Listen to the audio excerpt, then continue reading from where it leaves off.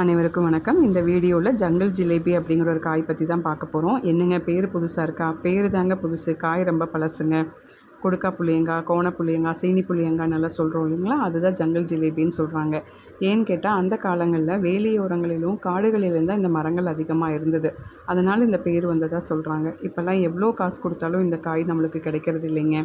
இதில் நூற்றுக்கணக்கான மருத்துவ குணங்கள் இருக்கிறதா சொல்கிறாங்க.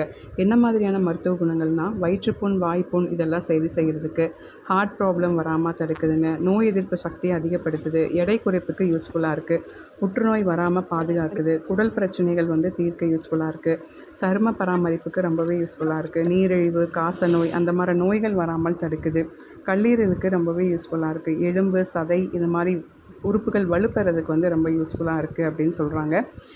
கர்ப்பிணி பெண்களும் தாய்மார்கள் மட்டும், பாலூட்டும் தாய்மார்கள் மட்டும் டாக்டரோட அட்வைஸ் அப்படிலாம் எடுத்துக்க சொல்கிறாங்க.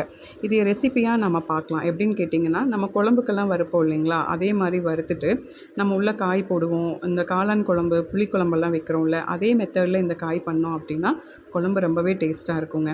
அது இல்லாமல் பொரியல் மாதிரி பண்ணி சாப்பிட்லாம். வெங்காயம், மிளகாய் எல்லாம் தாளித்து இதையை நம்ம கொட்டை எடுத்துகிட்டு அந்த சதைப்பகுதி மட்டும் போட்டுட்டு லைட்டாக தண்ணி தெளித்து வேக வச்சு சாப்பிட்டோம்னா டேஸ்ட்டு சூப்பராக இருக்குங்க.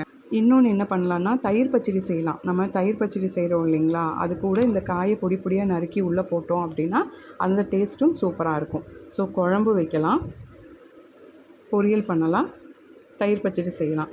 மூணுமே டேஸ்ட்டு வேறு லெவலில் இருக்கும். எப்போ கிடைச்சாலும் மறக்காமல் வாங்கி நீங்களும் சாப்பிடுங்க, குழந்தைகளுக்கு கொடுங்க. தேங்க்யூ.